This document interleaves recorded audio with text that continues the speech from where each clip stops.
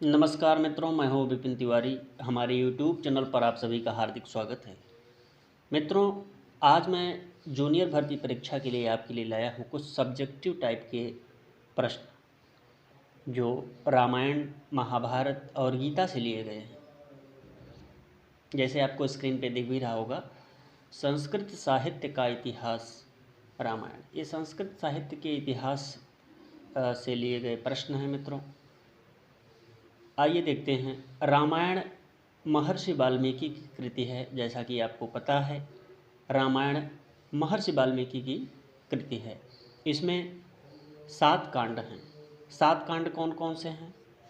7 कांडों में पहला है बालकांड, दूसरा अयोध्या कांड, तीसरा अरण्य कांड, चौथा किष्किंधा कांड, पांचवा सुंदर कांड, छठा युद्ध कांड और 7वां है उत्तरकांड। इसमें छठा युद्धकांड है।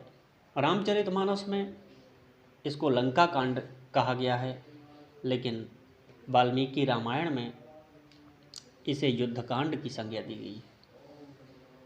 रामायण में कुल सर्गों की संख्या 645 है। यदि राउंड फिगर में पूछे तो लगभग 500 सूत्र बताना चाहिए। वैसे यदि 500 ऑप्शन हो तो, नहीं तो 645 यदि ऑप्शन है तो 645 ही लगाना है, क्योंकि रामायण में कुल सर्गों की संख्या 645 है। रामायण में 24,000 श्लोक हैं। 24,000 श्लोक हैं। रामायण को चतुर्विंशति सहस्री संहिता के नाम से जाना जाता है। रामायण को चतुर यानी 4, विंशति माने 20, 20 4 24, सहस्री माने 1000, 24,000 श्लोकों वाला रामायण है मित्रों। रामायण में अनुष्टुप छंद है। अनुष्टुप छंद को श्लोक कहते हैं। आइए देखते हैं मित्रों आगे। रामायण को आदि काव्य कहा जाता है। रामायण को आदि काव्य कहा जाता है और रामायण के रचयिता महर्षि वाल्मीकि को आदि कवि कहा जाता है। ये पता होना चाहिए मित्रों आपको। महर्षि वाल्मीकि को आदि कवि कहा जाता है। रामायण महाकाव्य के नायक श्री राम हैं। श्री राम धीरोदात्त नायक हैं। रामायण में करुण रस है। कौन सा रस है? करुण रस प्रधान ये नाटक है। रामायण में प्रसाद, ओज, माधुर्य 3 गुणों का सन्निवेश है। इन तीनों गुणों का सन्निवेश है। सुलभाः पुरुषा राजन् सततं प्रियवादिनः अप्रियस्य च पथ्यस्य वक्ता श्रोता च दुर्लभः। ये रामायण से ली गई बहुत प्रसिद्ध सूक्ति है मित्रों। इसको कंठस्थ कर लेना चाहिए, इसको याद कर लेना चाहिए। सुलभाः पुरुषा राजन् सततं प्रियवादिनः अप्रियश्च पथ्यस्य वक्ता श्रोता च दुर्लभः। ये रामायण से ली गई है। अब आइए देखते हैं मित्रों महाभारत। महाभारत से कुछ प्रश्न लिए गए हैं जो इस प्रकार है मित्रों। कुछ जानकारी महाभारत की देते हैं। महाभारत के लेखक का नाम वेदव्यास था, यानी कृष्ण द्वैपायन। कृष्ण माने काला होता है और द्वैपायन माने द्वीप में जिसका आयन हो उसे कहते हैं द्वैपायन। तो कृष्ण द्वैपायन पूरा मिला के इनका नाम पड़ा, क्योंकि ये काले थे। कृष्ण द्वैपायन यानी वेदव्यास जिन्हें कहा जाता है, जिन्होंने 4 वेदों और 18 पुराणों की रचना की हैं, वो मित्रों और महाभारत की भी रचना इन्होंने ही की है। तो वो काले थे और द्वीप में इनका जन्म हुआ था, आयन हुआ था, जन्म हुआ था या आयन हुआ था, इसीलिए कृष्ण द्वैपायन इन्हें कहा गया है। पिता का नाम पराशर तथा माता का नाम सत्यवती था।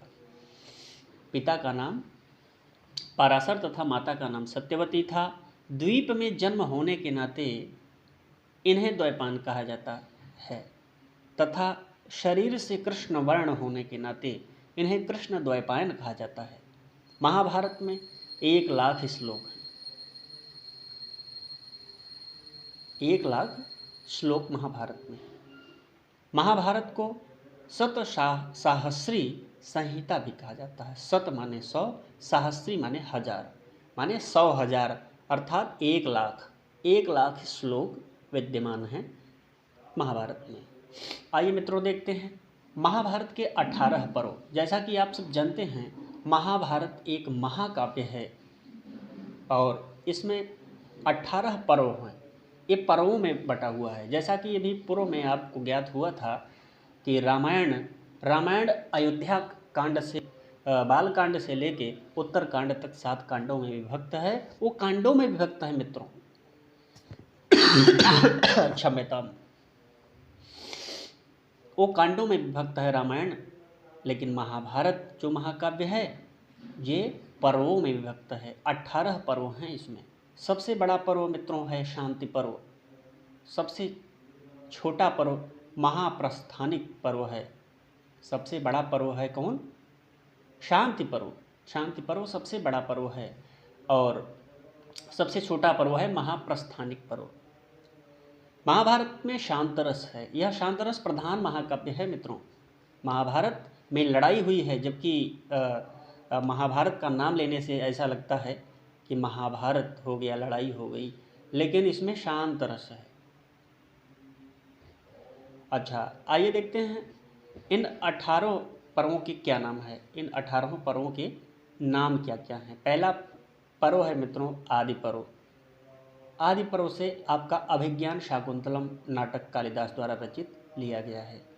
सभा पर्व दूसरा है सभा पर्व और तीसरा है अच्छा सभा पर्व से मित्रों लिया गया है क्या? शिशुपाल वधम, ये सभा पर्व से लिया गया है। वन पर्व जो है वन पर्व से किरातार्जुनीयम लिया गया है। किरातार्जुनीयम भारवी का एक महाकाव्य है जो 18 सर्गों में विभक्त है मित्रों। ये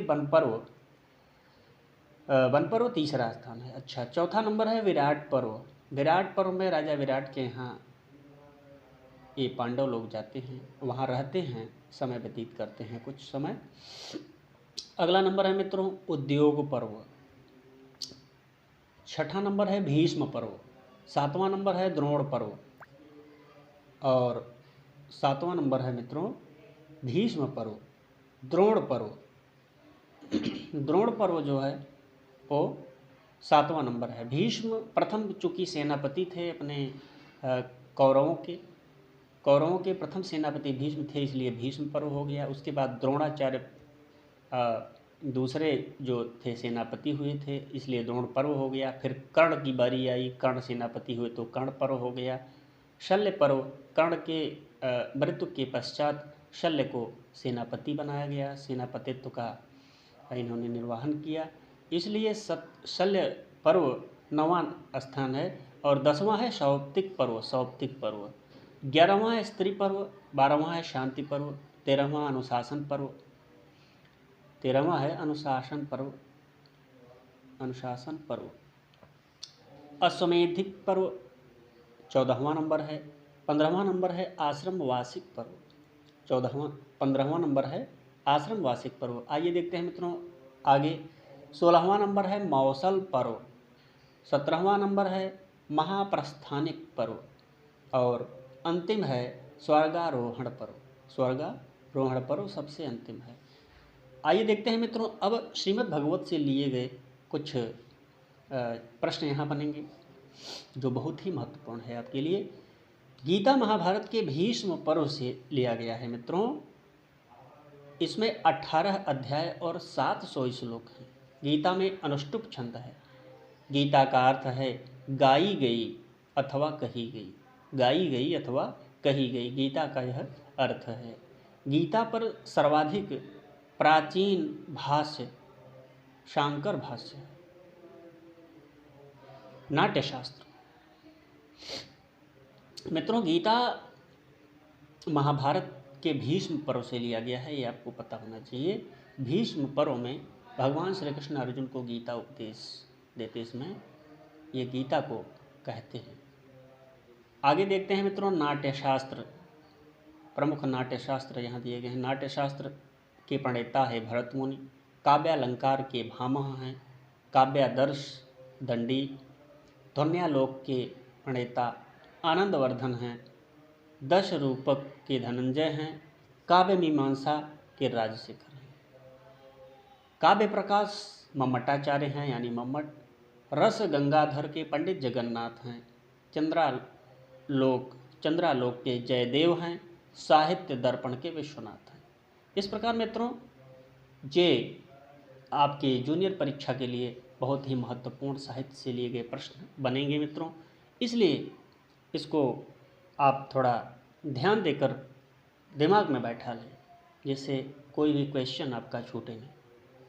ठीक है मित्रों, अगले वीडियो में हम आपको फिर से मिलेंगे। तब तक के लिए नमस्कार। नमः संस्कृताय।